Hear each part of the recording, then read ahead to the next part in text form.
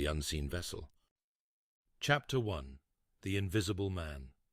Kael's mop moved in practiced arcs across the deck plates of Corridor 7, the rhythmic swish-swish, a meditation he'd perfected over 2 decades. Around him, the crew of the Persephone flowed like water around a stone, officers in crisp uniforms discussing supply manifests, engineers arguing about pressure differentials in the mining equipment, all of them looking through him as if he were part of the ship's grey bulkheads. He preferred it that way. "Watch it." A young ensign shouldered past, coffee sloshing from an overfull mug onto Kael's freshly cleaned floor. The man didn't apologize, didn't even break stride in his conversation about shore leave prospects at the next station. Kael simply wrung out his mop and cleaned the spill. He'd learned long ago that invisibility was a survival skill on vessels like this. The Persephone was a mining ship, not a warship, but it still operated on military hierarchy. Janitors occupied the bottom rung, below even the newest recruits. The ship shuddered, a tremor that sent vibrations through the deck. Kael paused, his experienced hands reading the frequency through the mop handle. Not an engine fluctuation, something else. He filed the observation away, as he always did. "All hands, this is Captain Vex." The intercom crackled to life. "We have a priority transmission. Light bearers Sienna and Core will be boarding within the hour for emergency repairs to their fighter. All personnel are to extend full cooperation." Murmurs rippled through the corridor. Light bearers, heroes of the eternal war. Kael had seen them on broadcasts, warriors wreathed in golden radiance, holding back the encroaching dark that had consumed half the known systems over the past 1,000 years. He'd never seen one in person. People like him didn't get that close to legends. Kael returned to his work, moving to the docking bay as ordered. Someone would need to clean up whatever mess a damaged fighter brought with it. Chapter 2. The Dying Light. The fighter came in trailing smoke and desperation. Kael watched from the maintenance catwalk as the sleek vessel limped through the atmospheric shield, its hull scarred with the distinctive corruption of dark energy. Patches of absolute black that seemed to drink in light itself. The ship settled with a groan of stressed metal. What emerged made the assembled crew gasp. Light-bearer Sienna was tall and commanding, her armor still flickering with fading golden light. But it was her companion who drew every eye. Core, legendary defender of the outer reaches, staggered down the ramp with one arm pressed to his side. His other hand cradled something that pulsed with brilliance even through his fingers. The light itself, the source. "Medic!" Sienna's voice carried the weight of command, but underneath it, Kael heard something he'd never expected from a light-bearer. Fear. The medical team rushed forward, but Core waved them off. "No time. The dark. It's coming. The full swarm. They know the light is vulnerable." He looked down at the radiance in his hands, and Kael saw tears cutting tracks through the soot on the warrior's face. "It's dying!" Captain Vex pushed through the crowd. "Dying? That's impossible. The light has existed since the beginning." "Yes," Core's voice was hollow. "Everything ends, Captain. Even hope. The war has bled it dry. It needs a new vessel, one final bearer to take it to the sanctuary at Lux Eterna. If we can get it there, to the old temples, there might be a way to restore it." "Then give it to Sienna," Vex said. "Or keep it yourself. We'll escort you." "I'm dying, Captain." Core opened his jacket, revealing a wound that crawled with dark corruption, spreading like living shadow across his ribs. "I have minutes, maybe less. Sienna is wounded too. Her connection to the light is severed. It needs a host now, or it will extinguish." "Then someone else. One of my officers, or—" The light pulsed and Core's eyes widened. "It's choosing." The brilliance in his hands intensified, became almost unbearable to look at. Kael turned away, squinting against the glare, and then the light moved. It flowed from Core's hands like liquid gold, arcing across the docking bay in a stream of pure radiance, directly toward Kael. He tried to back away, but there was nowhere to go on the narrow catwalk. The light struck him in the chest with the force of a physical blow, and suddenly he was burning from the inside out, every nerve alive with power that felt impossibly ancient and infinitely sad. Images flooded his mind, Galaxies born and dying, civilizations rising and falling, the endless patient watch against the dark, and underneath it all, a weariness so profound it made him want to weep. Then it settled, and Kael collapsed to his knees, the mop clattering forgotten to the deck. Below him in the docking bay, 300 people stared up in stunned silence. No, Sienna breathed. It chose the janitor. Chapter 3. The Weight of Light. They brought him to the captain's ready room like a prisoner. Kael sat at the conference table, still wearing his cleaning coveralls, while Captain Vex paced and Sienna stood rigid by the viewport. Through the window, space looked empty, but Kael could feel it now, the pressure of the approaching dark, like a storm gathering on the horizon of his new awareness. This is insane. Sienna slammed her hand on the table. The light doesn't make mistakes, but this... You're nobody. No combat training, no tactical experience, no... Sienna. Vex's voice held a warning note. Don't defend this, Captain. Core died getting the light here. Died trusting it would choose someone who could fight, who could survive what's coming. Instead, it picks a man who probably can't even fire a pulse rifle. Kael met her gaze steadily. She wasn't wrong. I can't, he said quietly. See? He admits it. We need to transfer the light to someone qualified, someone who... The light doesn't transfer. Captain Vex stopped pacing. You know that. Once it bonds with a host, that's it. Unless he dies, which... He looked at Kael with something between pity and calculation. The dark will be here in hours. Without a light-bearer to defend us, we're dead anyway. Then let's get him to Lux Eterna and hope the priests can sort this out. Sienna turned away. If we survive that long. Wait. Kael stood, feeling the light pulse in his chest. It was trying to show him something, patterns in his memory clicking together like puzzle pieces. The dark, it's not coming in a straight line. What? Vex pulled up a tactical display. Our sensors show the swarm approaching from Vector 773, directly toward our position. No! Kael moved to the display, his hands trembling as he manipulated controls he'd seen officers use 1,000 times while cleaning their stations. Look at the debris field pattern and the energy signatures. They're not approaching, they're herding us. He pulled up data, overlaying it with trajectory plots. 3 weeks ago, a mining drone went dark in Sector 4. 2 weeks ago, communication relay Gamma 6 went offline. Last week, the automated refinery at Kepler's Rock stopped transmitting. Each incident pushed traffic, pushed ships toward this corridor. He's right. Vex leaned over the display, his expression shifting. By all the dead stars, he's right. They've been channeling us into a kill zone. Sienna stared at the plot. How did you see that? Our tactical officers missed it. Kael shrugged, uncomfortable with the attention. I clean the comm station every day. I've seen the reports come in. Nobody talks about the janitor, so I hear everything. After 20 years... He trailed off. Patterns become obvious when people don't notice you're listening. For the first time, Sienna's hostility flickered. You've been watching, learning. Not intentionally, just... There's not much else to do. The ship shuddered, harder this time. Alarms began to wail. Contacts, the comm system crackled. Multiple dark signatures emerging from the debris field. They were lying in wait. Battle stations! Vex was already moving. Sienna, I need you coordinating fighter squadrons, wounded or not. Kael, he hesitated. Stay here, stay safe. You're too valuable to risk.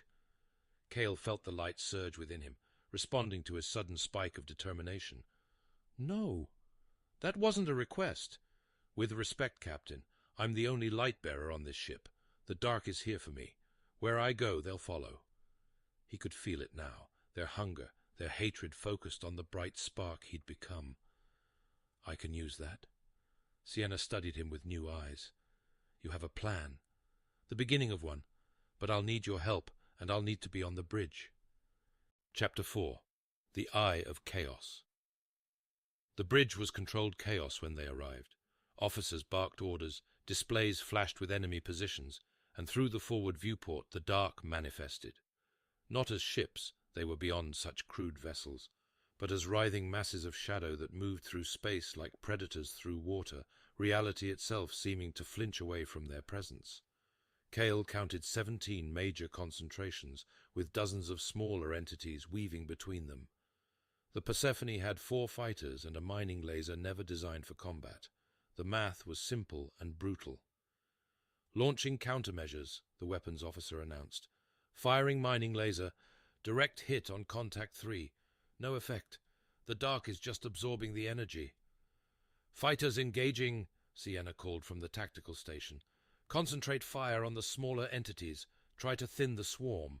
Kael moved to stand beside Captain Vex's chair, his eyes on the main display. The light in his chest pulsed with each heartbeat, and with each pulse his awareness expanded. He could feel the dark entities, sense the twisted intelligence that drove them, and he could see the pattern. "Captain, turn 45 degrees to starboard."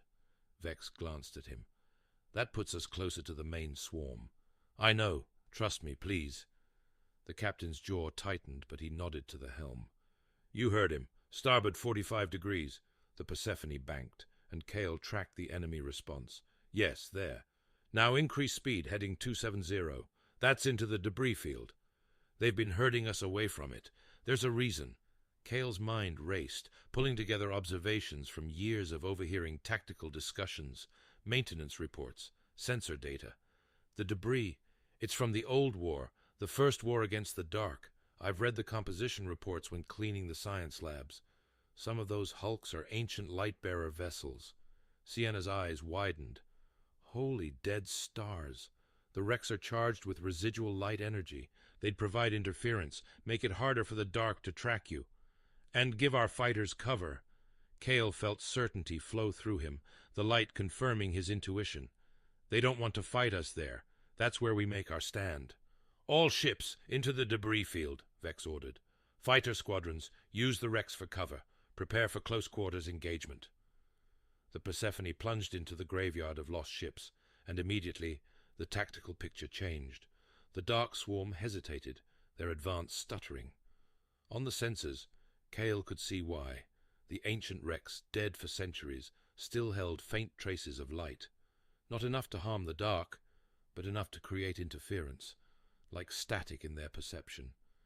"They're confused," he said. "They can sense me, but can't pinpoint my location. We need to use that." A dark entity lunged from behind a derelict cruiser, its form expanding to engulf them. The crew cried out, but Kael stepped forward, letting the light flow through him instinctively. Golden radiance burst from his hands, slamming into the creature. It shrieked, a sound that existed only in the mind, and recoiled. Kael staggered, his legs suddenly weak. The light was powerful, but using it drained him in ways he didn't understand yet. Sienna was at his side instantly. "Easy. You're burning too much too fast. Small controlled bursts, not a flood." "I don't know how—" "Then learn quickly." Her voice was sharp, but not unkind. "You've got the most powerful weapon in the galaxy, and no idea how to use it. That's a problem." Another entity attacked, and this time Kael tried to focus, to channel the light in a concentrated beam rather than an explosion. It was like trying to direct a river with his hands, but he managed to drive the creature back without depleting himself completely. "Better," Sienna acknowledged. "You're a fast learner." "Had to be," Kael managed. "When you're invisible, you learn by watching."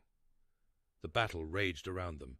The Persephone's fighters darted between wrecks, their weapons now more effective with the dark entities confused and unable to coordinate. The mining laser, used in sharp, precise strikes, began to thin the smaller creatures.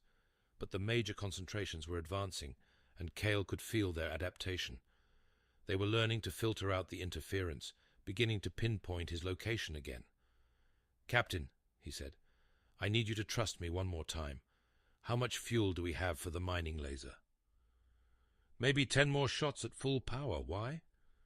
Kael studied the pattern of wrecks, the flow of dark entities, the dance of their fighters. 20 years of watching people work, of understanding systems and patterns, all crystallized into a single moment of clarity. "Because I think I can make one shot count." Chapter 5. The Pattern Complete. "You want us to do what?" Vex stared at him. "Fly into that." Kael pointed at the largest wreck in the field, the skeletal remains of an ancient dreadnought, its broken spine drifting at the center of the debris cluster. It's a light-bearer command ship. I've seen the records. They were powered by light reactors. That reactor died 1,000 years ago, Sienna said. The reactor, yes, but reactors leave residue, radiation, energy.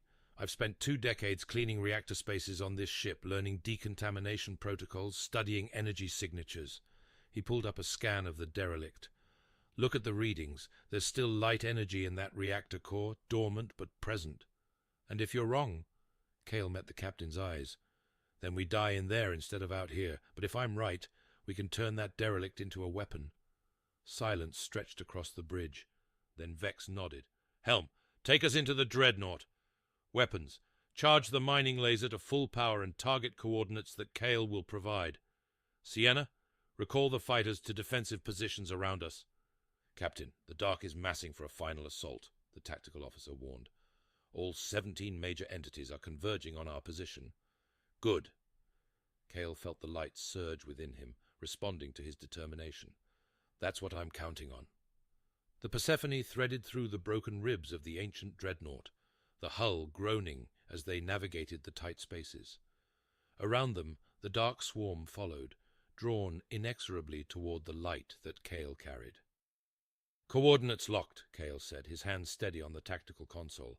Target the reactor chamber, maximum power. That'll use all our remaining charge, Vex said. I know, the captain took a breath. Fire! The mining laser, designed to crack asteroids and cut through planetary crust, lanced out at full power. It struck the ancient reactor chamber dead center, and for a moment nothing happened. Then the dormant light energy detonated. It was like a star being born. Golden radiance exploded outward from the derelict, washing through the debris field in a wave of purifying fire. The dark entities caught in the blast shrieked and burned, their forms disintegrating under the assault of concentrated light. All power to shields! Vex shouted. Brace for impact! The wave struck the Persephone, and Kael felt it, the light in his chest resonating with the light from the ancient reactor, creating a harmonic that protected their ship even as it scoured the dark from existence. He channeled the energy, guided it, shaped it into a protective barrier that held even as the world turned white. When his vision cleared, the view screen showed empty space. The dark swarm was gone, burned away. Of the 17 major entities, nothing remained but fading wisps of shadow, and scattered through the debris field, the ancient wrecks glowed faintly, their long-dormant light energy awakened for one brief, glorious moment. Slowly, the bridge crew began to cheer. Chapter 6. The Vessel. Kael collapsed into a chair, his body shaking with exhaustion. The light in his chest had dimmed to a faint warmth, but it was still there, still alive, still choosing him. Sienna approached, and to his surprise, she knelt beside his chair so they were at eye level. I owe you an apology. You don't... I do. I saw a janitor and assumed weakness, assumed insignificance. She shook her head. But the light saw what I missed. It saw someone who spent 20 years learning, watching, understanding patterns that warriors like me never notice because we're too focused on the fight. I couldn't have done it without your help, Kael said. I still don't know how to fight. No, Sienna agreed. But you know how to see, and sometimes that's more important. She stood, offering him her hand. I'd be honored to teach you the rest, if you'll have me as a teacher. Kael took her hand, let her pull him to his feet. I'd like that. Captain Vex approached. His usual stern expression softened. That was either the bravest or the most insane plan I've ever heard. I'm still not sure which. Maybe both, Kael admitted. Sir, about getting to Lux Aeterna, already laying in a course. We'll get you there, light-bearer. Vex said the title with respect, not mockery, though I suspect by the time we arrive you'll have made quite a reputation for yourself. Through the viewport, Kael could see their fighter pilots returning, waggling their wings in salute. He realized they were saluting him, the invisible man, seen at last. The light pulsed in his chest, and with it came understanding. It hadn't chosen him despite his years of invisibility. It had chosen him because of them, because he'd learned to see patterns in chaos, to find meaning in overlooked details, to understand systems that others ignored. The great warriors saw threats to fight. Kael saw patterns to unravel, connections to make, solutions hiding in plain sight, different kinds of strength for different kinds of battles. "Kael?" Sienna's voice drew him back. "You all right?" He nodded slowly. "Yeah, I think I'm starting to understand why it chose me. Care to share?" Kael smiled, the expression feeling strange after so long being invisible. The light needed a vessel, but not just any vessel, one that could see what others miss, one that spent years being overlooked, learning to look beneath the surface. He touched his chest, felt the warm pulse beneath his hand. It didn't need another warrior. It needed someone who understood that the best solutions aren't always the obvious ones. "A philosopher janitor," Vex said with something like amusement. "The dark won't know what hit them." "Neither did we," Sienna added. "And that might be your greatest weapon." The Persephone turned, leaving the graveyard of ancient ships behind. Ahead lay the long journey to Lux Aeterna, the uncertainty of what awaited there, and the continuation of a war as old as civilization itself. But for the first time in 20 years, Kael felt seen. Not just by others, but by himself. The invisible man had become visible, not through force or violence, but through the patient application of hard-earned wisdom. The light had chosen well, and as they jumped to hyperspace, leaving trails of gold in the darkness, Kael allowed himself to believe that perhaps, just perhaps, he might actually deserve it. Epilogue. The new pattern. 3 months later, Kael stood in the temple of Lux Aeterna, the light fully restored through ceremonies he was still struggling to understand. Around him, priests and scholars debated theories about why the light had chosen a janitor when heroes stood ready. He let them debate. He'd learned long ago that sometimes being overlooked was its own kind of power. Sienna found him on the temple steps looking out at the stars. "They're calling you the pattern seer," she said, "the light-bearer who won a battle without throwing a punch." "I threw some light blasts," Kael corrected. "Not very good ones." "You're getting better? In yesterday's training you only almost blew up the practice range." She sat beside him. "The Council wants to assign you to the front lines. They think your tactical insights could turn the war." Kael considered that. "And what do you think?" "I think the light chose you for a reason, and I'm still figuring out what that reason is. But I trust it. And," she paused, "I trust you." Coming from Sienna, legendary light-bearer and war hero, that meant something. "There's going to be another attack soon," Kael said, his senses reading the patterns in the stars themselves now. "Not here, but somewhere important. Somewhere they think we're not watching." "Where?" "I'll need access to strategic reports, communications logs, things people don't think matter." He smiled slightly. "Things a janitor might have noticed," Sienna laughed. "I'll arrange it, though something tells me you won't be invisible anymore." "No," Kael agreed, feeling the light pulse steady and strong in his chest. "But that's all right. I learned everything I needed to when I was." He stood, offering her his hand. "Come on, teacher. I want to work on those light blasts. If we're going to save the galaxy, I should probably learn to aim." "Now he cares about aiming," Sienna muttered, but she took his hand, and together they walked back into the temple. Behind them, the stars wheeled in their ancient patterns, and the dark gathered in its distant places, preparing for war. But for the first time in millennia, the light had an advantage it had never possessed before. A vessel who understood that the greatest power wasn't in the strength of your strike, but in seeing where to strike in the first place. The invisible man had become the one person everyone needed to see, and the patterns, as always, were there for those who knew how to look.